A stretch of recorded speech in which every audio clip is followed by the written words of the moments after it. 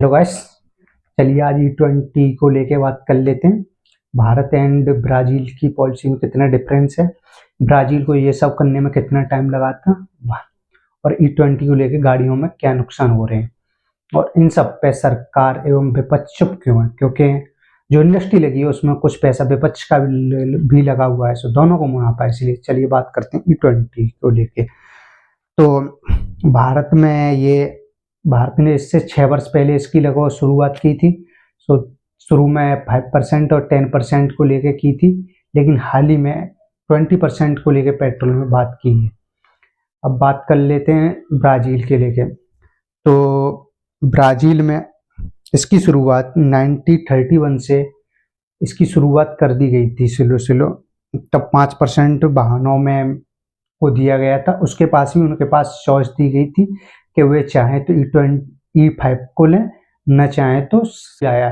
धीरे धीरे आके ब्राज़ील अब भी E30 पे है। इन सब करते समय ब्राज़ील को 50 से 60 वर्ष लगे इन सब में E30 तक, लेकिन भारत ने वहीं 6 वर्ष में E20 डायरेक्ट कर दिया। E5 लाए, E10 लाए, वो तक तो ठीक है, पुरानी कुछ गाड़ियां सूटेबल कर रही थी। जो सन 2023 के बाद की मॉडल की गाड़ियां हैं वो कोई भी E10 के बाद सपोर्टेबल नहीं ले रही हैं। बहुत सी वीडियो आपने दे रखी होगी, गाड़ियों का माइलेज बिल्कुल कम हो जा रहा है एंड वहीं उसके साथ ही गाड़ियां खराब होती जा रही हैं। आपने बहुत सारी वीडियो देखी हुई। इस अभी कुछ दिन पहले ही सौरभ जोशी जो यूट्यूबर हैं, उन्होंने अपनी गाड़ी का माइलेज दिखाते हुए कहा कि 17 का माइलेज से उनकी मर्सिडीज 5 के माइलेज पे आ चुकी है। क्या लग रहा है ना, कल मैंने आपको दिखाया था हमारी गाड़ी की माइलेज हो गई थी 17 से सीधा 9 पे, और आज पता कितनी हो गई है? आज हो गई 5 की। भाई ये देखो 5 की माइलेज दिखा रहा है। भाई ये क्या हो गया इथेनॉल की वजह से यार? अब पता नहीं कब ये गाड़ी खराब हो जाएगी भाई। आधी की भी आधी हो गई है। तो ये सब नुकसान हो रहा है इसकी। और सरकार वो क्या बोलती है जब इतने क्वेश्चन किए जाते हैं कि हम सब ये चेकिंग के दौरान कर रहे हैं, एक टेस्टिंग है। भाई टेस्टिंग है तो अपने मंत्रियों की गाड़ी अपनी गाड़ियों पे करो ना, उसके बाद लाओ जनता के लिए भाई। क्योंकि भारत में सबसे ज़्यादा मिडिल क्लास फैमिली रहती है। मिडिल क्लास फैमिली अपनी गाड़ियों का यूज कहीं आने जाने के लिए माइलेज के हिसाब से लेते हैं। और वहीं अभी हाल ही में अपने जो मंत्री हैं पेट्रोलियम मिनिस्टर, वो E85 की बात कर रही है। E25 गाड़ी सपोर्ट नहीं कर रही, उसके बाद तुम कोई ऑप्शन नहीं दे रहे हो। और कोई भी क्वेश्चन पूछता है तो ब्राज़ील का एग्जांपल दे देते हो। ब्राज़ील की तो जान लो पॉलिसी और तुम्हारी पॉलिसी में कितना डिफरेंस है। ब्राज़ील में अब भी लोगों के पास ऑप्शन है, वो चाहे तो पेट्रोल भरवा सकते हैं पेट्रोल डीजल, और नहीं तो वो E30 चल रहा है वहाँ ब्राज़ील, E30 ले सकते हैं। लेकिन वहाँ E30 सस्ता है, लेकिन भारत में E20 दे रहे हैं, वो भी सादा पेट्रोल से महंगा, और कोई ऑप्शन नहीं है। यानी ये सरकार अपनी पॉलिसियों को थोपे जा रही है, पिछले कुछ समय से देखा जा रहा है। अब बात कर लेते हैं हम क्रूड ऑयल कितने रुपए में खरीदते हैं और सरकार हमें कितना दे रही है। सरकार क्रूड ऑयल को मार्केट की प्राइस अभी $70 प्रति बैरल है। अब एक बैरल में 159 लीटर होता है, और हाल ही में अपने जो इंडिया का डॉलर है, वो रुपया है, वो डॉलर के मुकाबले बहुत गिर चुका है। तो बात करें तो अभी के प्राइस में हम देखें तो जो इंडियन रुपया $1 का 96 रुपये हो चुका है, और 96 का गुणा 70 में करें तो 6,720 के आसपास बन रहा है।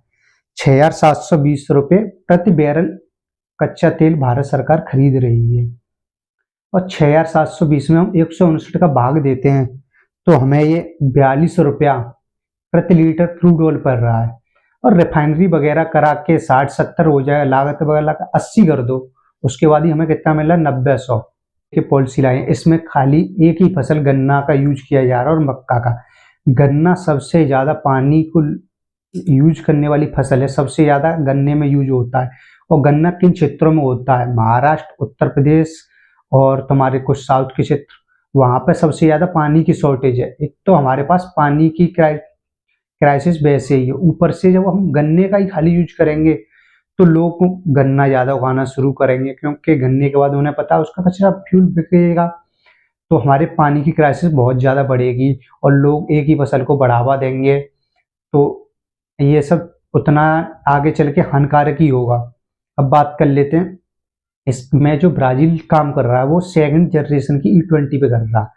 अब सेकंड जनरेशन का क्या होता है? सेकंड जनरेशन का होता है जो चावल की भूसी होती है, जब हम धान को निकलवाते हैं उसके बाद जो चावल की भूसी बचती है उसका, और जो लकड़ी घिसवाने के बाद काम करने के बाद जो उसका चूरा वगैरह बचता है उन सब का उपयोग करके ब्राजील उस पर बनाने का काम कर रहा है। और हमें इसके साथ साथ फर्स्ट जनरेशन के साथ E10 पर काम करना चाहिए। अच्छी बात है, हमारा क्रूड ऑयल इम्पोर्टेंसी कम होगी।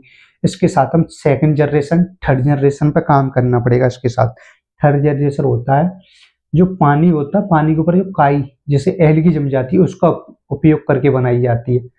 ये सब चीज़ों पे हमें अपनी टेक्निक शिफ्ट करनी पड़ेगी। उतनी हमारी तकनीक विकसित नहीं है। फर्स्ट जनरेशन में गाड़ियाँ खत्म होती जा रही हैं। ये सरकार अपनी पॉलिसी को ज़बरदस्ती थोप रही है। तो थैंक यू दोस्तों, आप सबको क्या लगता है इन सबको देख के, और वीडियो अच्छी लगे तो हमारे चैनल को सब्सक्राइब करें। थैंक यू दोस्तों।